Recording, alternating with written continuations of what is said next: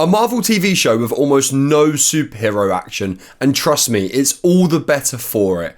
Wonder Man is an incredible TV show, 8 episodes, which every single one leaves you on the edge of your seat and constantly wanting more. This is a feeling I have wanted from a Marvel show for many years. There has been a couple, don't get me wrong, I definitely enjoyed Moon Knight. Loki is definitely a standout for me, even Hawkeye had some enjoyable bits in my opinion, but overall, they've been disappointing. I don't need to go over your She-Hulks, they're very obviously bad, right? However, this is a new look for Marvel. The last couple of projects we'd all admit have been very, very good. The cinematography is finally getting better. The stories are finally getting better. We're finally seeing characters we want to see. But we've never asked for Wonder Man. However, the way that this is brought to life by, and I don't want to butcher his name, I do apologise. I believe it's Yahya Abdul, I believe, and also Ben Kingsley obviously back as Trevor, is just amazing. These two on screen are fantastic together. They work so well side by side.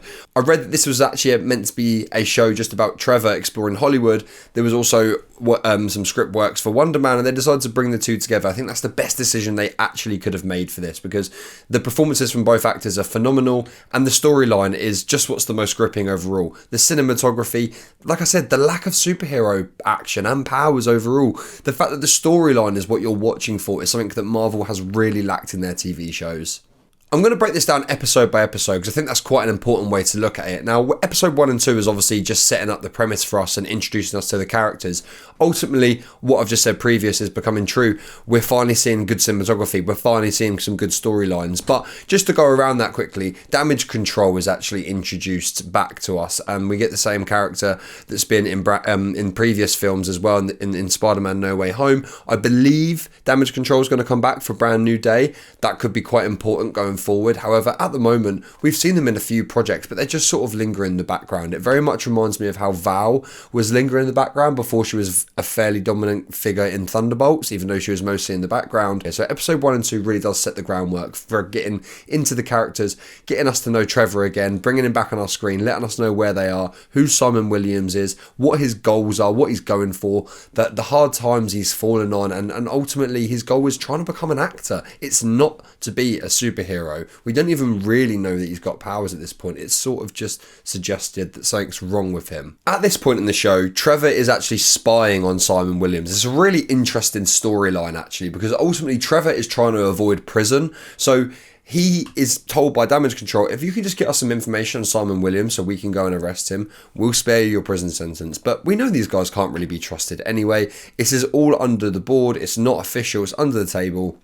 And Trevor has his doubts about it, especially in this episode. This is the family episode. They go to Simon's mum's birthday back at her house. Trevor gets to meet all of the family. They have a bit of a disagreement, shall we say, in the kitchen. I'm not trying to give too many spoilers away, but if you're watching this, I'm assuming you've seen it. And ultimately, we see Simon's powers for the first time at the end of this episode. He smashes the table. He has a big argument with his brother. That's been a constant rift throughout. I'm not going to spoil it. This is a genuine spoiler warning, so please skip ahead for the next 20 seconds right now. His brother is actually a bad guy in the comics. This is just from what I've seen online. I'm not going to pretend I've read Wonder Man comics. I haven't. He's a bad guy in the comics. He's potentially going to be a bad guy in season 2 if it gets greenlit, and it happens, because that's actually not happening just yet. But anyway, back to what I was reviewing in that episode. I think it's really important here because Trevor starts to actually feel bad for his actions. His mum explains that Simon's not really had any friends, and he gets that phone call in the room and he's like, I can't really get anything, I'm not sure. He gets threatened again. He's like, oh my goodness, I need to do something. It's a really big deal, this episode, right? It leaves you emotionally like, wow, where are we going after this? Episode 4 is an absolute standout episode. It's black and white to start with, and it takes place about 30-40 years prior to the current day.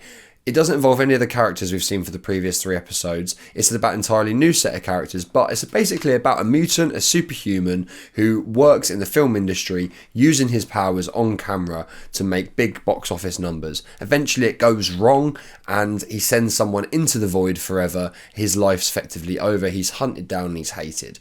That's why Simon Williams is scared to use his powers to get him an acting role. That's ultimately why he doesn't want to show anyone. I think it was amazing the way that this was shot. It was such a good episode, honestly.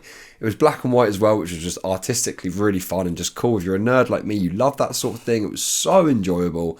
And it was really a good way of explaining to the audience of this is why Simon doesn't want to use his powers in the middle of working and trying to get acting roles, because it's not actually going to get him anywhere, and eventually it will turn back to bite him, which obviously is a good metaphor for how the rest of the series is going to play out. Episode 5 again was brilliant. The meta is really starting to mess with me now, and I'm not going to break down every single individual scene from each episode, but in this episode they do part of the script read where they explain how Wonder Man's sidekick will basically betray him in the film that they're trying to go for, they're auditioning for. Obviously that's what we're seeing during the series. We are seeing Trevor betray Wonder Man, right? We're seeing Trevor betray Simon. It's very meta. It's really hard to get your head around.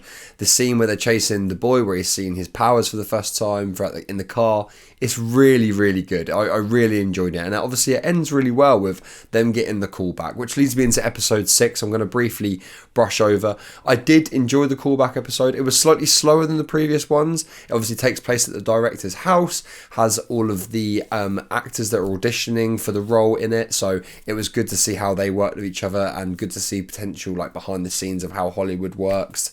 And obviously Simon messes up a couple of times, but manages to bring it back at the end and get the role. So it does end on an extreme high. However, in the background, you kind of remember, oh my goodness, yeah, Trevor's plotting on Simon here. What's going to go wrong? You're waiting for something to go incredibly wrong. We know there's 2 episodes left. What's going to happen?